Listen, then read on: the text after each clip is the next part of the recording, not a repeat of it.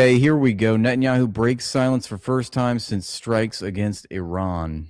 Moments ago, I sat down with America's partner in this joint operation, the Prime Minister of Israel, Benjamin Netanyahu. Take a look. Joining us now is the Israeli Prime Minister. Oh, he just did some. You saw that? He dabbed his nose. He's like, Satan was just snorting lines in the green room. Benjamin Netanyahu. Mr. Prime Minister, thank you for being here. I know you probably have gotten very little sleep in the last number of days. Why now? What precipitated this moment at this time? I know you have talked about it. We've known each other 30, 35, maybe more years. And why at this point was this necessary? Well, the first thing to understand is why it's necessary at any time. Iran, because it is always necessary. 47 years has been chanting death to America, death to Israel too. But you're the big Satan, we're the small Satan. Death to America. They've oh my God, he admitted. He just admitted. Murdered and maimed thousands of Americans in Iraq and Afghanistan with their IEDs. These are roadside bombs. They bombed your embassies. They tried to assassinate Donald Trump, the president of the United States, twice. They've murdered. Lies once again. And when you ask him, oh my God, what a revelation. What are your sources? How do you back up that claim that Iran was behind Donald Trump's assassination attempts? He says, well, by proxy, of course. Oh, right. Of course. Their own people. They massacred so many. And they spread a worldwide web of terror. So this is a regime committed to destroying the United States of America. It's the only country on the planet that says so openly and works tirelessly to achieve that goal. The reason that we had to act now is because they were, after we hit their nuclear sites and their ballistic missiles program, you'd think they learned a lesson, but they didn't, because they're unreformable. They're totally fanatic about this, about the goal of destroying America. Wow, that is big if true. They started building new sites, new places, underground bunkers that would make their ballistic missile program. Underground bunkers? You mean like the bunkers that are underground in Tel Aviv that your entire country is hiding in? And their atomic bomb programs, immune within months. If no action was taken now, no action could be taken in the future. And then they could talk. He's been saying that for 40 years. Finally, it's like this was, no, really though, 3 months from now, this was the time. God. Target America. They could blackmail America. They could threaten us and threaten everyone in between. So action. He always tells you what he's doing by what he's accusing, in this case, Iranians of doing. Listen again. Notice that he said that funny word blackmail. This is the blackmail regime right here. This is exactly what he does. Blackmail, bribes, and bloodshed. The 3 Bs. That's the Israeli strategy. He just said, I think he said both of them, or 2 out of 3 of them, blackmail and bribes. We know about the bloodshed, of course. Programmed immune within months. If no action was taken now, no action could be taken in the future. And then they could target America. They could blackmail America. They could... Like, this motherfucker is blackmailing America. He's blackmailing the president of the United States via the Epstein files. I mean, it's pretty common knowledge at this point in America what's going on. He's just projecting the things that he's doing. He's like, Iran could have blackmailed you. Thank God the Israelis blackmailed us, though, first. Threaten us and threaten everyone in between. So action had to be taken. And you needed a resolute president like Donald J. Trump to take that action. And we are his very strong and able partners, and our alliance today. He's fishing for the words. You hear him? He's like, how do I keep this charade going? Can't show weakness, can't show weakness, can't stall, can't stutter. Must project strength, must project strength. Is so strong. We had to take the action now, and we did. Otherwise, the Iranian mass murder regime would have immunity from future action. Steve Witkoff made this statement, the sure thing, Satan. Middle Eastern envoy, and he made it last week, that they absolutely are clinging to their ability to build out a nuclear weapon. And here you go with the manufacturing of consent. He's like, thank you, Satan. You know, you did make some good points here. let me go ahead and continue the charade for you. Program. And the president, as he said, he wanted a peace deal, gave them every opportunity for peace, like they did before Operation Midnight Hammer. And they steadfastly refused. In the first 30 seconds, I've never seen anything like this in my life. The supreme leader, the Ayatollah. I mean, the fact that Sean Hannity just said that with a straight face when we know that the Americans deceitfully, duplicitously backstabbed the Iranians both times that they went to war against the Iranians amidst promises of peaceful negotiations and talks. Ali Khamenei and his top 40 leaders were wiped out, Ahmadinejad among them. That is incredible intelligence, and wow, I'm sure this will be. What is incredible about finding Ali Khamenei in his home, where he's been living for the past 37 years? Leaders were wiped out, Ahmadinejad among them. He just said Ahmadinejad is dead. Sean Hannity did. This is from an interview earlier today, but that's not confirmed. Incredible intelligence, and wow, I'm sure this will be studied for centuries to come, not decades. You know who else is saying wow? Sean Hannity, the Israelis. Wow.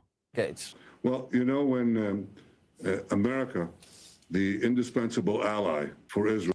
Notice how he made a point for this. This does not look like the prime minister's office, by the way. We know what Netanyahu's office looks like because he usually has a bookcase behind him. He's got his the photo, the framed photo of his wife. Remember, she's always leering at him from behind, looking very menacingly. Well, that's not. Where's his office? That's his office. We know that.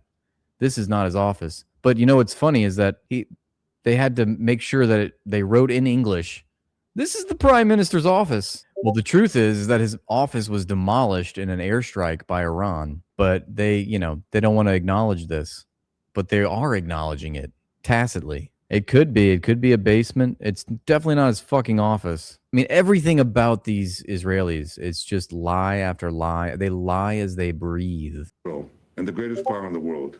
In Israel. Yeah, it looks like he's in a 1940s bunker of a certain German variety. America's model ally, as the National Security Council just called it. When we work together, guys, this is totally Netanyahu's office. If it wasn't, why would it say Prime Minister's office in English for us? Plain English. Amazing things happen. We worked together and amazing things happened. But I have to tell you that it wouldn't happen without the leadership of President Trump, because he just, I met him in Mar-a-Lago. You may remember this because I think you live close by and I saw you at that time, right before his re-election, okay? Or before he was inaugurated the second time. And we met in Mar-a-Lago. And the first thing that Donald Trump said to me, he said, we have to prevent Iran from getting nukes. As simple as that. He said that because he saw that as a clear and present danger to the security and well-being of the United States. To have a regime like that, so fanatic that it just defines itself by destroying America, exporting revolution, exporting terrorism, exporting the worst Islamist fanaticism that attacks Arabs, attacks Israelis, attacks Americans, attacks everyone in sight. They just fired now their ballistics in sight around in the Middle East, including Cyprus in Europe. To have a regime like that plans to eradicate the United States, have the weapons of mass death, would have been the greatest threat that America would face in the coming decades. And so he said to me right off the bat, I didn't say to him, he said to me, we have to make sure they never get the nukes. And that's what he did. That's what he said. He told me. He said that. He totally said that to me. And I was like, all right. I mean, if you think so. We tried first to take them out in Midnight Hammer and Rising Lion operation. And you guys told us it was a smashing success. Now you're saying we tried to do it? Wouldn't you just say we did it? Well, we tried to do it. They're admitting that they were lying to us after the 12-day war. And we know that they were lying because we know that Israel got the United States to broker a ceasefire after 12 days because they couldn't stand it anymore. took out their missile sites, but then they started again. Their missile and nuclear sites. They didn't learn the lesson. He tried to get negotiations. He negotiated with them. They didn't get it. They tried to string him along. So action had to be taken, and we took it. President Trump repeated over and over and over again, and I would argue that the leadership that is now dead was a death cult and an existential threat, not just to the region, not just to Israel, death to America, but I am very convinced and have been convinced, as you have been. I mean, that definitely looks like, you know that the Iranians are obviously watching this. He can't give any information as to where he is, you know. I wouldn't be surprised if that's like some makeshift wall just there to do the interview. It's really no telling. 4 decades, that if they ever got nuclear weapons, that they would, you know, along with their fanaticism, it would cause them to use it. That is what that death cult would cause them to do.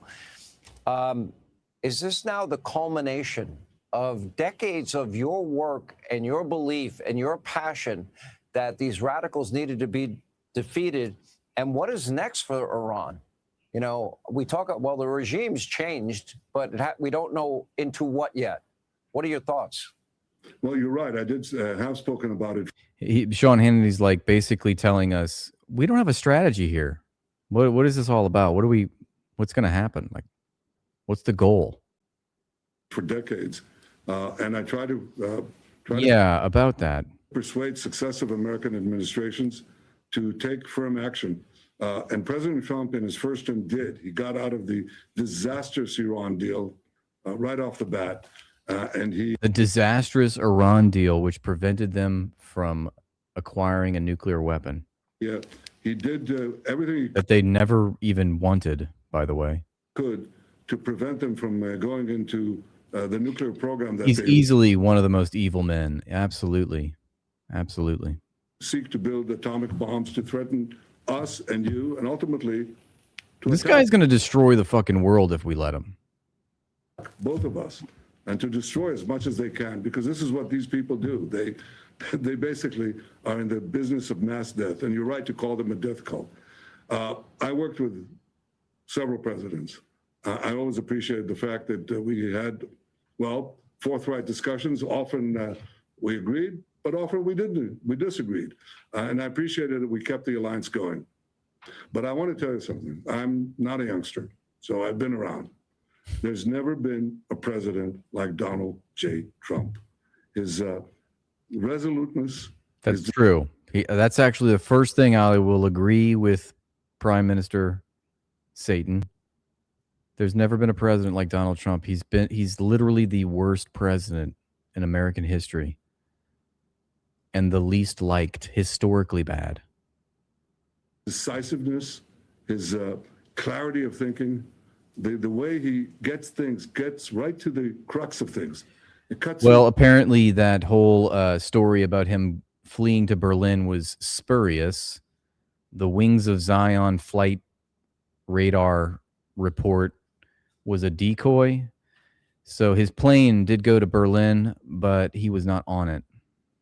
All the fluff, cuts through the chase, gets down to the main point, and it gets down to the main action that needs to be taken.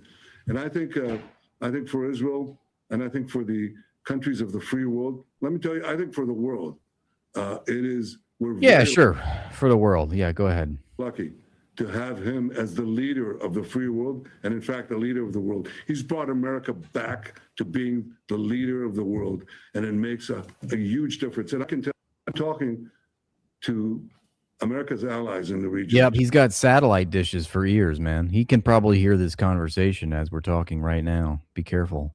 Just one by one by one. And I can't quote from these conversations, but I can tell you they all share this, and they all those things get 5G. Hey, Kitty. Thank God that Donald Trump is here. Thank God that the two of you are acting together to remove this threat, not only to you, but to us. And Iran today just bombed with these ballistic missiles, these weapons of mass death, these weapons of... Oh, shit. Is that real? I'm receiving reports that this is not Netanyahu. It's literally an AI hallucination. Terror, they're terror weapons. They bombed all these countries. They bombed Cyprus, which is Europe. I've said it won't take very long. They're bombing us. I think he's just a complete sadistic sociopath, Saeed.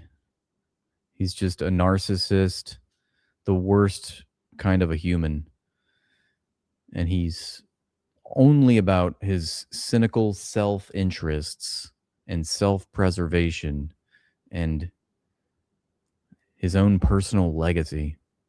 Bomb Europe, and when they develop the intercontinental ballistic missiles and the nuclear wars to fit on these ballistic missiles, I think he's so delusional. I think he truly believes that he's, you know, some masterful ruler that's going to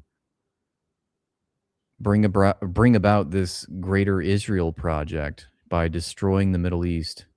Threaten you, and eventually they'll bomb you. This is what President Trump understood. And alone among U.S. presidents that I've worked with, he took action. And we're all very, very lucky. So lucky. Yes, the entire country of Israel is so lucky right now. We've seen so many clips of them and their luck. That he did. I think that history. I mean, he's speaking right now as Tel Aviv is literally torched. The entire country is ablaze. Wouldn't it be funny if, like, while that interview, all of a sudden we heard boom in the background? Like, disregard that. Sorry, that was my microwave. The building shakes. Well, through the prism of history, he will be viewed very favorably by recognizing a threat. In the last century, you're a historian, Mr. Prime Minister, you know, between Mao, China, Stalin, Russia. Oh, my goodness. Here we go. Whoa, Fox News. Let's go straight to the imperial propaganda. Let's talk about Mao, Stalin, Hitler, Pol Pot. Hitler, Germany, Mussolini, fascism, Tojo, Japan, Pol Pot, the killing fields, estimated over 100 million human souls slaughtered in the name of some ism. I heard it was 6 billion, actually, Sean Hannity. Those are rookie numbers, Sean Hannity. Are you a genocide denialist? Now we see the president and a prime minister partnering together to stop a threat before it emerges and becomes unstoppable, which I got to give you both so much credit for. He's like, yeah, just given the fact that there was Hitler, you know, Mao, Pol Pot, and now we have you two, President Trump and Milikowski, in this unholy alliance. I like how he just like alluded to the fact that now it's these guys. Like, there was Hitler, and then now there's Trump and Netanyahu. Transformational. It is consequential. I guess I want to look forward a little bit. We had in his first term the Abraham Accords. Why does he keep looking down? Look at him. He's nervous. He's like, and then he looks away.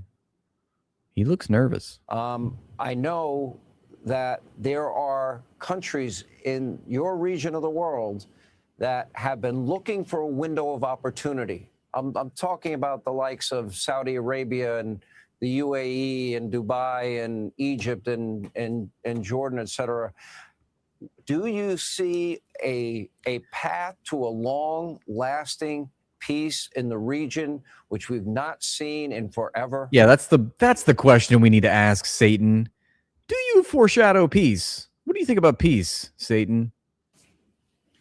Yes, I do. In fact, I hear the people are saying we're going to have an endless war. Breaking, guys. Fox News is reporting that Netanyahu says we are on the path to peace. War here. You're not going to have an endless war because we at this point that we've been. Saeed, did he just say your country? What did he just say? Window of opportunity. I'm talking about the likes of Saudi Arabia and the UAE and Dubai and Egypt and Jordan, et cetera. Do you see? Damn you. I see what Saeed did there. I thought we were going to see what country Saeed was from. But of course, he has to say all of the countries in the Gulf. A path to a Back to square one, folks. I'm sorry. We don't know where Saeed. Where in the world is Saeed Diego?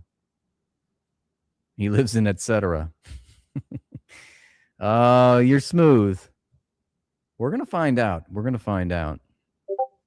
And then we're going to send you chocolates and flowers and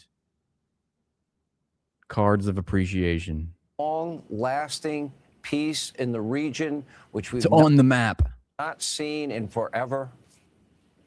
Yes, I do. In fact, I hear the people are saying we're going to have an endless war here. You're not going to have an endless war because we are at this point that we've been and Iran. The guy that's been warring with every fucking country in the Middle East is saying, don't worry.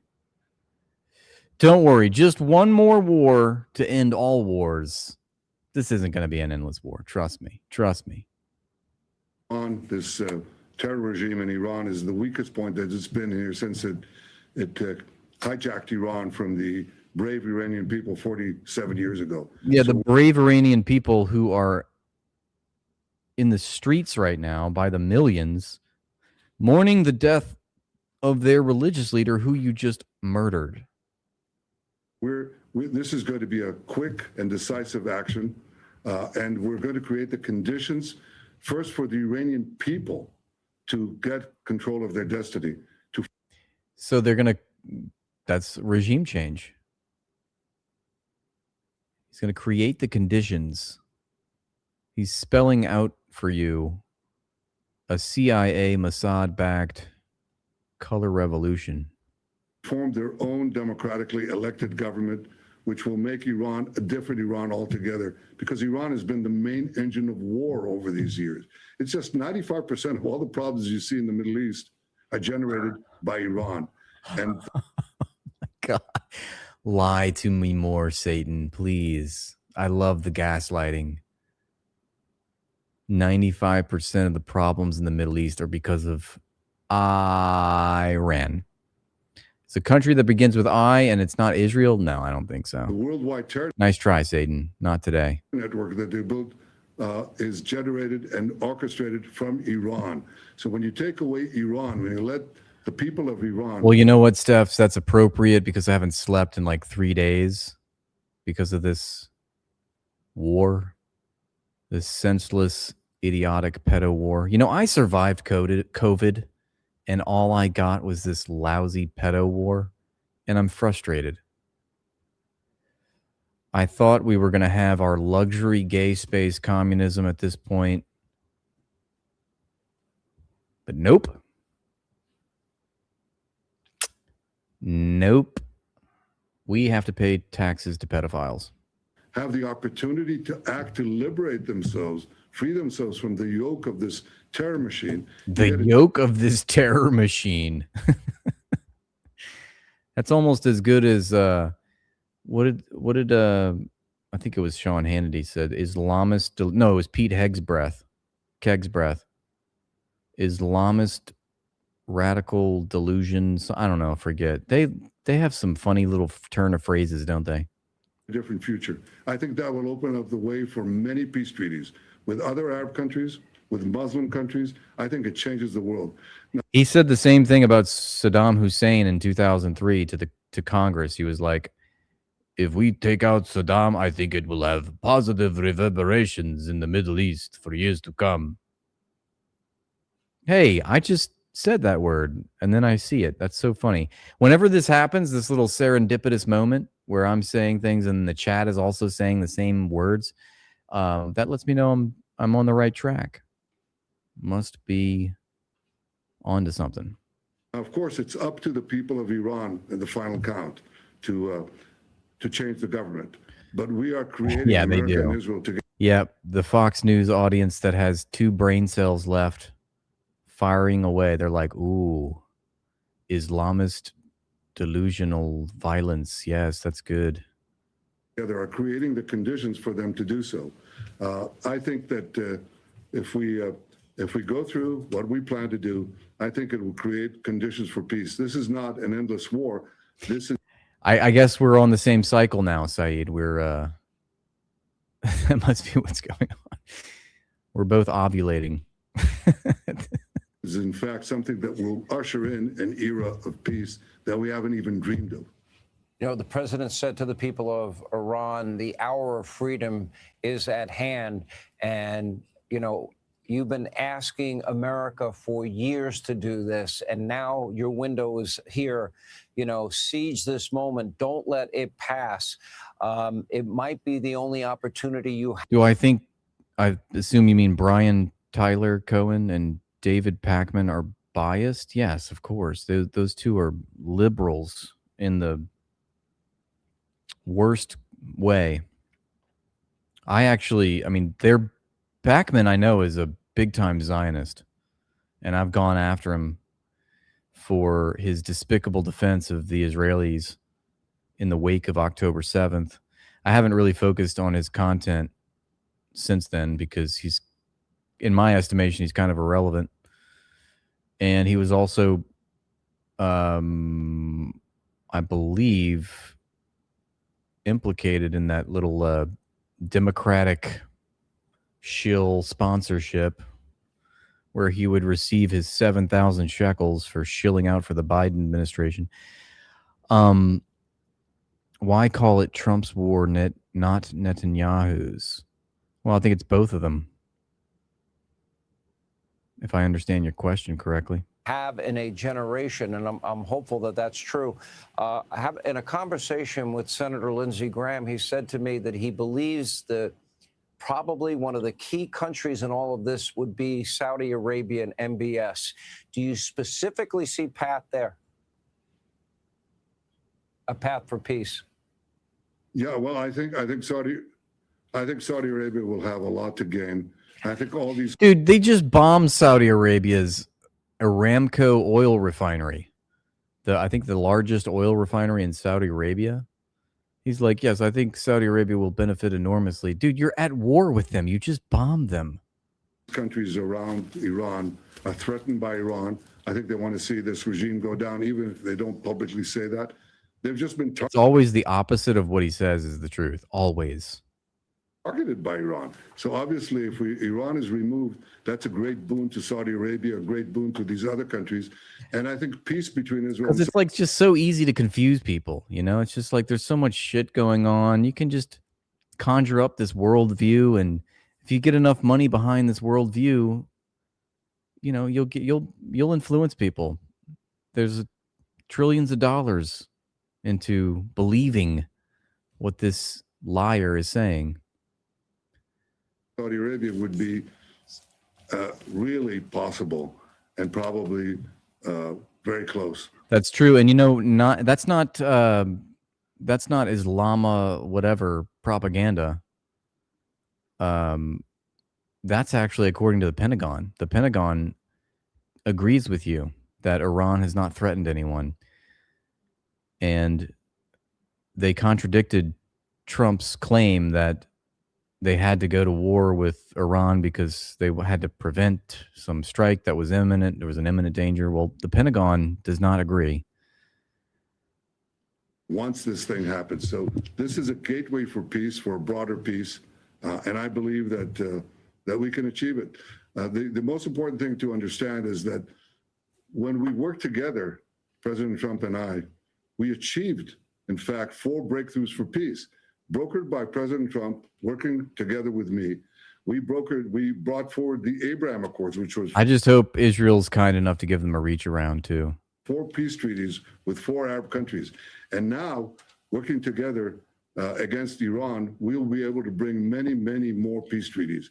So this is not an endless war. This is a gateway to peace. It's the exact opposite of what people are saying. Mr. Prime Minister, it's not an endless war. Stop saying it's an endless war. Please don't put in the papers that it was an endless war. Let's rebrand. Instead of whenever I say endless war, you just think gateway to peace. All right? Problem solved. I'm going on lunch. think history will study this military effort, and it'll be, as I said, be studied for centuries. But also you took out their air defense systems, their missile defense system, ballistic missile systems. You got the 10 top guys in Hamas. You got Nasrallah, who'd been in power for 30 some odd years. You had the pager incident. Yeah, you guys decapitated Hamas, Hezbollah, the Ayatollah, the Houthis, and still nothing. Not one single W. You're still losing. It's almost like you have no strategy and your tactics don't work. Donald Trump dropped 14 bunker buster bombs and took out and obliterated their nuclear facilities. 14 bunker buster bombs. On the 12th day of Christmas, my true love gave to me 14 bunker busters. I mean, I know there's war colleges. Just all of these incidents combined will be a lifetime worth of study, in my view. And I want to ask you this. There are people that say, well, the prime minister of Israel dragged Donald Trump into it. And as somebody that's been friends with him over 30 years, nobody drags Donald Trump into anything, number one. But I want to get your reaction to that. Oh, the demon laugh. Do you hear that? I've never heard the demon laugh like that. Let's listen to that again. Nobody drags Donald Trump into anything, number one, but I want to get your reaction to that.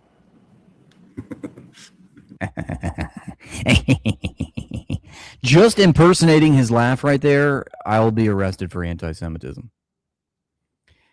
Is he has his hands clasped together. It would have only been better if he just did this.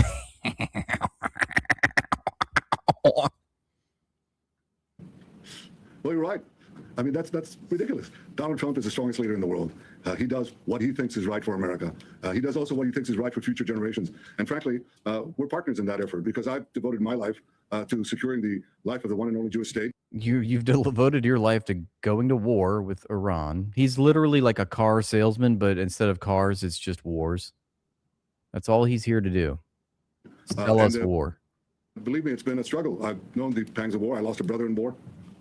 In battle. I myself fought terrorists and was wounded in liberating hostages from a hijacked plane.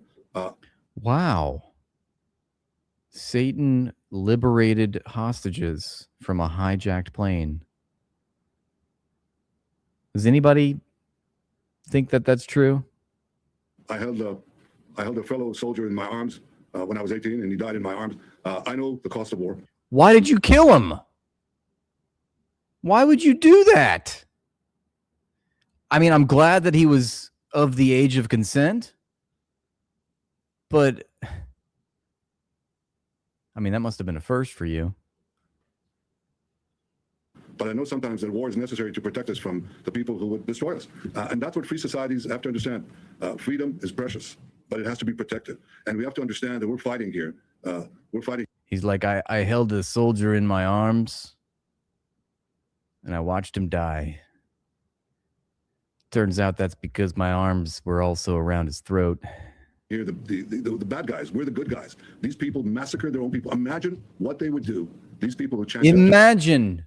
Imagine all the people.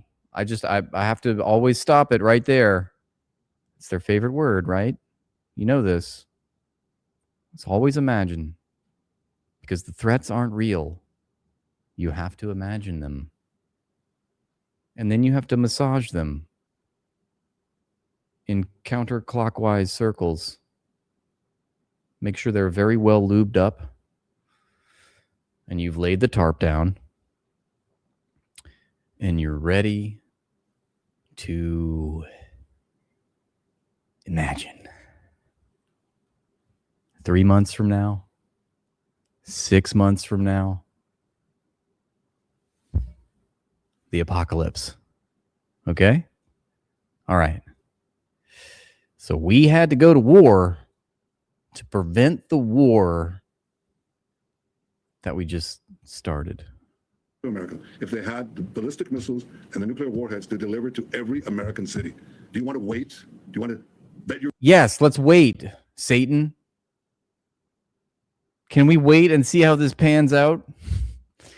No. Future on whether they would do it or they would not do it? I mean, look, nobody stopped North Korea, so they now have ballistic missiles and nuclear warheads, but they don't... It's like the Iranians were guilty of pre-crime. That's not to be confused with pre-cum. But they were going to do that. The thought police, good thing they were there to save the day. Don't say death to America. Iran is 50 North Koreas. Iran is committed to your destruction. And whether people understand it or not, the leader has to understand Iran is 50 North Koreas. That is some Jewish math. This Jewish math ain't mathin' there, Shlomo, Satan. Donald Trump understands it. You don't have to drag him into anything, and nobody would do it anyway. He does what he thinks is right. And Turkey is 13 Irans. Turkey is 13 chickens. If you swing one turkey above your head, that's equivalent to 13 chickens. Did you know that? Jewish math for you. Right. And let me tell you, I visited today a town in Israel. Okay. This town, yesterday, a ballistic missile, it's like a truck, it's like a bus full of TNT, comes in at Mach 8 and slams right into a synagogue. Okay. And right around. Okay. Netanyahu, are you trying to make me turned on right now? Please, I can only get so hard. There are 9 people murdered. So here's the difference between us. These mass murderers in Tehran, they target civilians. We in Israel and America target the mass terrorists. That's a nutshell of the difference. And we have to protect our world against these people. And if these people have the weapons of mass death, these mass murderers, then you'll have mass death. And then people will ask, well, why didn't you act in time? Why didn't you do something about it? Winston Churchill called My God, the mental gymnastics on this one. He's called this the slumber of democracies. He said they slumber. They go to sleep and they wake up only when this guy's crashing out right now. The Hasbara is not working. He's going into DEFCON 4. Gong of danger wakes them up. Well, I think in this case, President Trump and I think differently. We don't have to sleep. We don't have to slumber. We don't have to look askance, look aside and say there is no danger. There is great danger, and it's time to act. The good guys need to act early enough. And there are those fear-mongering. That's nice. Leaders, so-called leaders, who don't see it. And they just sit back and they say, oh, well, it's a terrible thing. No, it's not a terrible thing. To protect humanity, to protect America, to protect Israel, to protect the free world from this theological thuggery, these fanatics who don't. Theological thuggery. I can tell when he's thinking. He's like, what do I call him today? I need some new buzzwords. Theological thuggery. Wow. I don't know. It just came out of me. The moment just inspired. Don't care. We just export death, mass death everywhere. Build terror armies to strangle the people of Lebanon and the people of Gaza and the people of other people. That's what they do. So to act against them is not a bad thing. It's a good thing. And it's high time that the people of free societies understood that they have to act to protect their freedom and our way of life. We're fighting barbarians. Israel is at the front line of this battle against barbarism, and America under President Trump has entered this fight to protect our civilization and to protect our common future. Well, damn, that sucks. You're losing. It must suck to suck. Well, I hope the people in Europe are listening, and very specifically Macron in France and the leader in Spain. And I can tell you this, a Starmer is no Winston Churchill. I hope they hear they have let their guard down when it comes to national security and national defense. They have allowed... Not only is no one buying this shit, my biggest takeaway from watching this 20-minute interview is that this right here, this is not the Prime Minister's office. I know it says it's the Prime Minister's office, but that is not the Prime Minister's office. It's clearly like some makeshift studio that they had to just put up for this interview. But, read between the lines, because we know that Iran struck Netanyahu's office probably, not more than 24 hours ago. And he's not broadcasting from his office because it was bombed, but he's still trying to make it, put on the pretense that he is. And I just love that they're like, because, and I know I said this at the outset, but I just want to reiterate just in case people are just getting here and we're just recapping. But, they made it a point to write it in English, to write it in Hebrew, but to specifically write it in English. And that's always a tell what language they use. And we also know that we've seen Netanyahu give interviews from his office. His office does not look like that. His office has a completely different backdrop. It's a completely different room. All right.